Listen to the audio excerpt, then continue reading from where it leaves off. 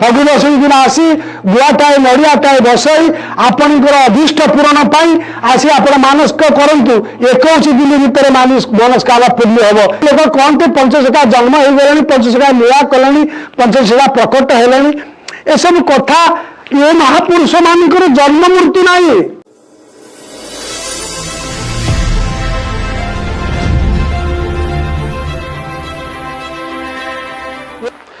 जय जय जगन्नाथ, जय पंचसखा, जय ध्यानकुद, जय जय राधाकांत मठ।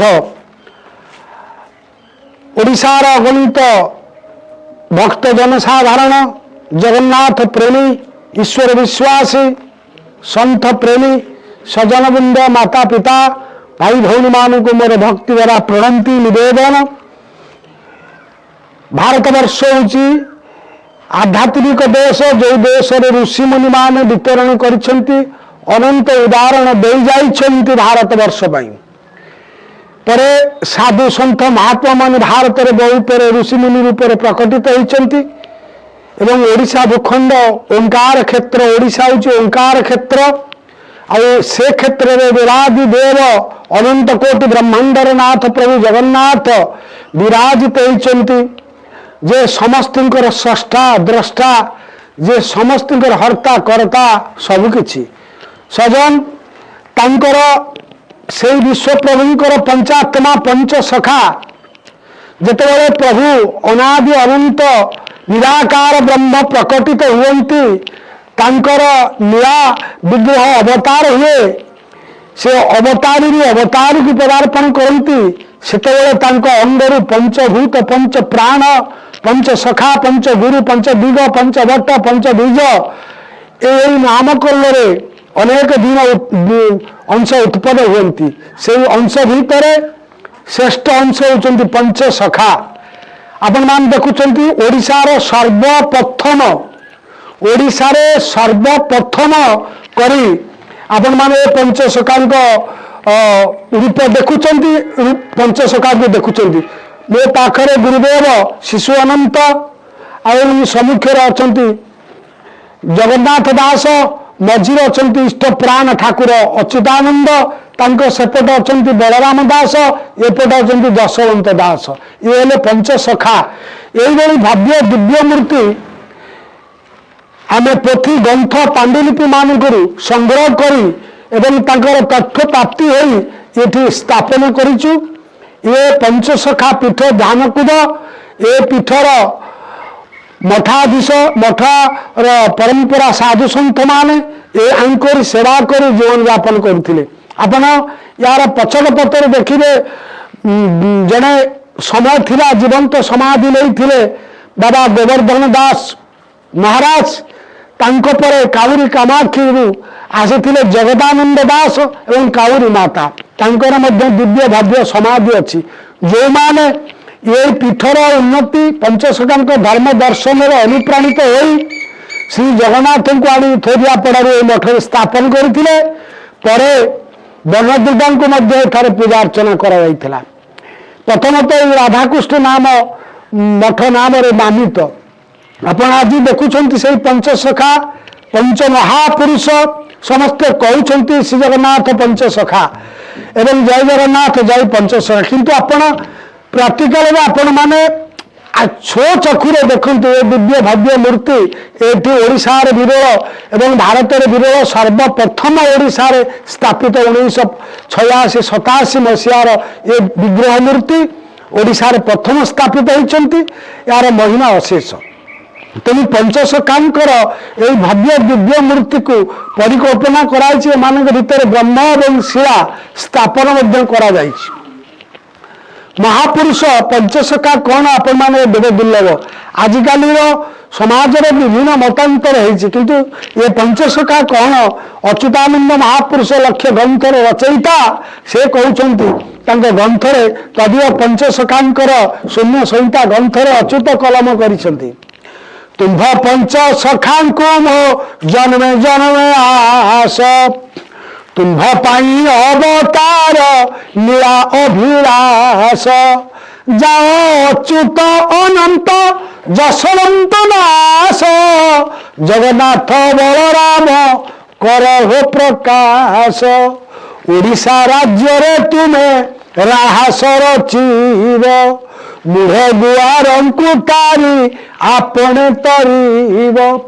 अगम्य भाव को तुम्हें जान यशवंत गारकता जंत्र प्रभु जान हे अनंत आगत नागत तुम्हें अच्युत बखाण बलराम दास गुरु सर्वतत्व जान भक्तिर भाव कूला नंती जगन्नाथ पंचसखा अटंती ओडिशार सन्थ ये सन्थ यांको सन्थ परंपरा महंत परंपरा आसी ये जगन्नाथ दास अखंड भागवत रचना करते 12 खंड भागवत से जगन्नाथ दास जे सद्यजात चंदन को देते जगन्नाथ को अंगरे बेड़ा मठर कांथरे बोली देते गजपति प्रताप रुद्र पचारे हे जगन्नाथ दास तमे ये चंदन को कौन कल ना मु प्रभु को देर ना लोक मैंने कंप्लेन कर तुम मठरे बोलीच से ना भाई देखु जगन्नाथ को बोली ना प्रभुंर महिमा देखु से देता चंदन जगन्नाथ देहरे बोला महल आसूसी किंतु जगन्नाथ दास कांथरे बोली ये शिशु अनंत ये अखंड हेतुदय भागवत रचना करते अनन्य ग्रंथ थिले मुख्यतः हेतुदय भागवत ये होती अच्युत गुरुभक्ति गीता शून्य संहिता 86 पट एवं हरिवंश काव्य को लिखिं या व्यतीत लक्षाधिक ग्रंथ काव्य कविता साहित्य चौपदी चौतीसा एवं संहिता गीता मालिका बहुत किसी लिखिं जहाँ वर्तमान आलोच्य विषय एवं सारा ओडिशा रे चहल पकई गुरु अच्युतानंद सेपटे अच्छा बलराम दास ये बलराम दास तत्व बखाणे सी होती दांडी रामायण जगन्मोहन रामायण रचयिता या व्यतीत बहु ग्रंथ से रचना कर भक्ति बल से जगन्नाथ नंदी घोष को रखी एक से मुख बधिर जड़ हरिदास मुखरे वेदांत शुणी दुई तीन से भगवान यही जन्म भगवान जगन्नाथ सहित गरुड़ पृष्ठरे बसी लंका को यात्रा करते लंका कलामणि मणिमुक्त मार आनी विभीषण पाखर ये होती से बलराम दास ये शिशु अनंत खंडिया कांथे सखांक गमन जशवंत खंडिया कांथे सखांक गमन बाघ पृष्ठ आम कलु गमन अच्युत आसिले बाघ पिठिले जशवंत आसिले खंडिया कांथरे एवं बलराम जगन्नाथ अनंत मिलगले ध्यान कुदे कौन कले ना ध्यान कुदे बसी ध्यान जे कलु ध्यान पंच सखाए जाणिलु देवी नदी कूले से सिद्धवट हरिहरपुर ग्राम निकट ध्यानकूद नाम अटई जार पंचसखा आमे सेठारे स्थिर पुरी एटा कि पंचसखा गढ़ पंचसखा स्थिति कृति जस सम्मान पंचसखा साधना ध्यान मिलन सबकि जगह ये पंचकोशी भितर पंचसखा लीला प्रकटित होती हाजीपुर पंचायत नाम हाजीपुर प्राचीन हाजीपुर नाम मालिकार वर्णित अच्छी हाजीपुर ध्यानकूद पंचसखा स्थान हे हाजीपुर ध्यानकूद पंचसखा स्थान भूली पर खेल हेब एक कथा प्रमाण तेणु ए हाजीपुर नाम को प्रतिपादित कर पंचसखा गढ़ हरिहर क्षेत्र पंचसखा मिलन क्षेत्र आगे सारा मुंड आइए दर्शन कथा कौन कह तत्व तथ्य महिमा ए महापुरुषों के ना जब आप धरवे समस्त पाप ताप निवारण हे ये होती सिद्ध महापुरुष डाकिले जवाब दिखती आपण मन में गोटे आसना कर गुआटाए नड़ियाटे समर्पण कर फूल दीपकाठी टे भोगराग कर दीप जुआ टे बुले दिंतु प्रार्थी प्रभु मत रक्षा करेंगे एवं देवादेवी एमानकर महिमा अशेष ये होती स्वयं नित्यर अस्तित्व परम पुरुष प्रभुंकर परिकर वर्ग लीलासंगी एवं परमात्मा पांचटा आत्मा पंचात्मा प्रभुंकर मुख बलराम नासा यशवंत चक्षुरे शिशु अनंत कर्णरे अच्युत भाले जगन्नाथ पंचसखा स्थान स्थित भगवान मुखर बलराम नासार यशवंत ଚକ୍ଷୁରେ ଶିଶୁ ଅନନ୍ତ, କର୍ଣ୍ଣରୁ ଅଚ୍ୟୁତ ଆଉ ମସ୍ତକରେ ଜଗନ୍ନାଥ। ଇଏ ପାଞ୍ଚ ତା ଭଗବାନଙ୍କ ମୁଖମଣ୍ଡଳରୁ ବାହାରିଲେ।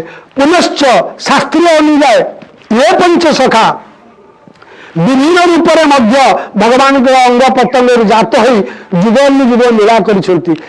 ସେ ସତ୍ୟ ଯୁଗରେ ନାରାୟଣଙ୍କ ଗହଣରେ, ତ୍ରେତୟାରେ ରାମଙ୍କ ଗହଣରେ, ଦ୍ୱାପରରେ କୃଷ୍ଣଙ୍କ ଗହଣରେ ଏବଂ କଳିଯୁଗରେ ଜଗନ୍ନାଥଙ୍କ ନୀଳାଦ୍ରିନାଥଙ୍କ ଗହଣରେ ଏବଂ ଅବତାରୀ ପୁରୁଷ ଯିଏ ଚୈତନ୍ୟ ଆସିଥିଲେ ତାଙ୍କ ଗହଣରେ ରହି ଏ ଲୀଳା ପ୍ରକଟ କରିଥିଲେ। ପଞ୍ଚସଖା ଯୁଗେ ଯୁଗେ ପଞ୍ଚସଖା। କିଛି ଲୋକ କହନ୍ତି ପଞ୍ଚସଖା ଜନ୍ମ ହେଇଗଲେଣି, ପଞ୍ଚସଖା ଲୀଳା କଲେଣି, ପଞ୍ଚସଖା ପ୍ରକଟ ହେଲେଣି। ଏସବୁ କଥା, ଏ ମହାପୁରୁଷ ମାନଙ୍କର ଜନ୍ମ ମୃତ୍ୟୁ ନାହିଁ। ମାଳିକା କଣ କହିଛି? ଅଚ୍ୟୁତ ଆସିବେ। ଜଣେ କହିଲେ ଅଚ୍ୟୁତ ନାମରେ ଆମେ କେଶବ ଭଜିବୁ, ଅର୍ଥାତ୍ ଅଚ୍ୟୁତାନନ୍ଦ କଳିଯୁଗର ଅନ୍ତିମ ସମୟରେ ଶ୍ରୀମଦ ଗୁରୁଭକ୍ତି ଗୀତାରେ ଲେଖା ଅଛି ଯେ ଯେତେବେଳେ କଳ୍କି ଅବତାର ଭଗବାନ ହେବେ ସେଇ ସମୟରେ ତାଙ୍କ ନାମ କେଶବ ହେବ। ସିଏ ଯାଜପୁର ନିକଟରେ କେଶବ ନାମ ଧାରଣ କରିବେ। ତା କଳିଯୁଗର ଅନ୍ତିମ ସମୟରେ ହେବ ଏବଂ ପ୍ରଭୁ ପ୍ରକଟ ହେବେ କଳ୍କି ରୂପରେ।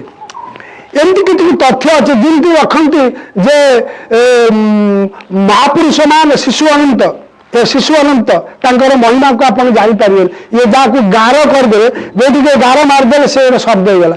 ଗାରକଟା ଯନ୍ତ୍ର ଜାଣେ ଅନନ୍ତ, ଆଗତ ନାଗତ ଅଚ୍ୟୁତ ଭଣେ, ବଳରାମ ଦାସ ତତ୍ତ୍ୱ ବଖାଣେ। ସବୁଯାକ ତତ୍ତ୍ୱକୁ ବଳାନ୍ତି ବଳରାମ ଦାସ, ଭକ୍ତି ଭାବକୁ ଜାଣନ୍ତି ଜଗନ୍ନାଥ।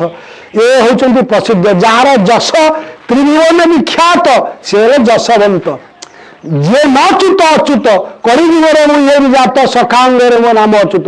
ଏ ପଞ୍ଚସଖା ଭିତରେ ଭଗବାନ ହେଉଛନ୍ତି ଅଚ୍ୟୁତାନନ୍ଦ। କାହିଁକି ନା ତାଙ୍କୁ ଦ୍ୱାପର ଯୁଗରେ ଭଗବାନ ଶ୍ରୀକୃଷ୍ଣ ବର ଦେଇଥିଲେ। ହେ ନନ୍ଦ ଆର ପ୍ରିୟ ମିତ୍ରକାରୀ ସୌନନ୍ଦକୁ, ସୌରଭ ନନ୍ଦକୁ ଦେଇଥିଲେ ବର, କହିଲେ ମୁଁ ତୋର ପୁତ୍ର ରୂପରେ ଜନ୍ମ ହେବି କଳିଯୁଗରେ, ଆଉ ତୁ ହବୁ ଦୀନବନ୍ଧୁ ଖୁଣ୍ଟିଆ, ତୋର ପତ୍ନୀ ହେବ ପଦ୍ମାବତୀ, ମୁଁ ଅଚ୍ୟୁତ ରୂପରେ ଜନ୍ମ ହେବି।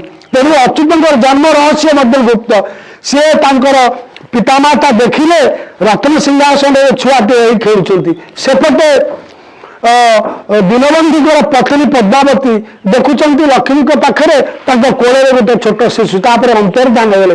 ଅଚ୍ୟୁତ ଯୋନି ଜନ୍ମ ହେଲେ ମଧ୍ୟ ସେ କାଳଜୟୀ ଜାତିସ୍ମର ଜଗଦନ ମହାପୁରୁଷ କେବଳ ଲୀଳା ପାଇଁକି କରନ୍ତି। ଭଗବତ ଗୀତାର 10ମ ଅଧ୍ୟାୟରେ ଭଗବାନ କହୁଛନ୍ତି ମୋ ବ୍ୟତିରିକ୍ତ ସଂସାରରେ କିଛି ହେଉନାହିଁ, ଗୋଟେ କେହି ବି ଜନ୍ମ ହେଇପାରିବନି, ତେଣୁ ସମସ୍ତଙ୍କର ଜନ୍ମଦାତା ହେଉଛନ୍ତି ଭଗବାନ। এই ଦୃଷ୍ଟିରୁ ପଞ୍ଚସଖା ଯୁଗ ଯୁଗ ଅଛନ୍ତି। ଯେଉଁମାନେ କହୁଛନ୍ତି ପଞ୍ଚସଖା ଜନ୍ମ ହେଲେଣି, ଲୀଳା କଲେଣି, ମୁଁ ସେମାନଙ୍କ ପାଇଁ କହିବି ସେ କାହା ଉଦ୍ଦେଶ୍ୟରେ ନୁହଁ। ପଞ୍ଚସଖା ମାନେ ଜନ୍ମ ମୃତ୍ୟୁ ରହିତ, କିନ୍ତୁ ସେମାନଙ୍କ ପାଖରେ ଗୋଟେ ଯୋଉ ସୂକ୍ଷ୍ମ ସତା ମଧ୍ୟରେ ଶୁଦ୍ଧ ପବିତ୍ର ଅଙ୍ଗରେ ପ୍ରବେଶ କରିବେ। ସେ ଯିଏ ଶୁଦ୍ଧ ପବିତ୍ର ଅଙ୍ଗ ଥିବ ସେଇ ଅଙ୍ଗରେ ଲୀଳା କରିବେ ପଞ୍ଚସଖା କଳିଯୁଗରେ। ଏହା ହିଁ ହେଉଛି ତାର ମହିମା। କିନ୍ତୁ ସେ ଦେବ ପୁରୁଷଙ୍କୁ ଆପଣ ଆବିର୍ଭାବ କରିପାରିବେ। ଆଉ ଏମାନେ ଯଦିଓ ପ୍ରକଟ ହେବେ ଯୁଗାଙ୍କର କର୍ମରେ, ଯେମିତି ତ୍ରେତୟାରେ ରାମଙ୍କ ଗହଣରେ ଥିଲେ ପ୍ରଭୁଙ୍କ ଗହଣରେ, ଦ୍ୱାପରରେ କୃଷ୍ଣଙ୍କ ଗହଣରେ, କଳିଯୁଗରେ ଜଗନ୍ନାଥ ଚୈତନ୍ୟ, ସେମିତି କଳ୍କି ଅବତାର ହେବେ ଏ 5 ଜଣ ତାଙ୍କ ସହିତ ପ୍ରକଟ ହେବେ, ତାଙ୍କ ଗହଣରେ ରହିବେ। ଏକଥା ଆମେ ବୁଝିଲୁ। ତେଣୁ ସେ ଜନ୍ମ ହେଇଗଲେଣି, ଲୀଳା କଲେଣି, ସେଠି ଅଛନ୍ତି।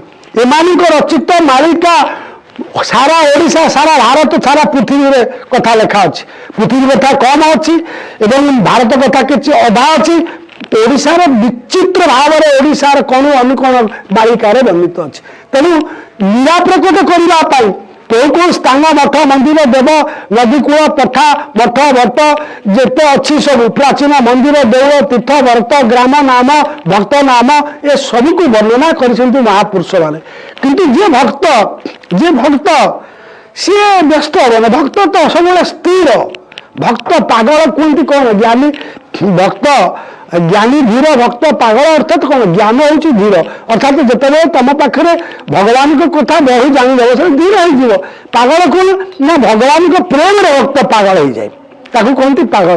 ଆଉ ସେ ଭକ୍ତର ସୀମା ରେଖା, ସତ, ଶାନ୍ତି, ଦୟା, କ୍ଷମା, ସେ କୌଣସି ପ୍ରକାର କୁରକର୍ମରେ ରତ ହଉନଥିବ, ଶାନ୍ତି ସହୃଦୟ ବ୍ୟକ୍ତି ହେଇଥିବ। ତେଣୁ ଏ ପଞ୍ଚସଖା ଆଗକୁ ଆପଣମାନେ ଜାଣିବେ। ଏଇ ପଞ୍ଚସଖା ମାନେ ସମଗ୍ର ଓଡ଼ିଶାକୁ ଏଇଠାରୁ ଦିଗ ଦର୍ଶନ ଦେବ।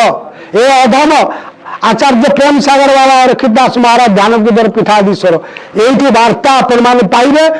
पंचसखा दर्शन मान श्री जगन्नाथ पंचसखा अन्य चैनल मानक आपण मान गोटी गोटी कर तत्व तथ्य ज्ञान वैराग जोग साधना एमानकर ऐतिह्य परंपरा किंबदंती एमानकर लोक कथा एवं शास्त्रीय बलित कथा को आपण मान पाखे उपस्थापन करी ए भव्य दिव्य मंदिर को दर्शन करने आपण फगु बसई दिन आसी गुआटाए नड़ियाटाए बसई आपणकर अभीष्ट पूरण पाई आसी आपण मानसिक करंतु 21 दिन भितर मनस्कामना पूर्ण हम ये कलिजुगर प्रतिफलित यांकु जदि विश्वास माड़ी बस आपण मान जीवे किसी दिन तले आंकर मंदिर निर्माण पर 2 दिन तलर कथा आर्थिक मानसिक चिंतार पड़ता बेले ये गोटे किसी आयोजन करुले आम आईचु या देखापी कौनटा करवा विचार कराई कौन करवा एमती गोटाए विचार सजन मिलला हठात जन लोक आविर्भाव हेले विचार से जहाँ देले मुझे देखिली ये विचार तो मनीष विचार नुह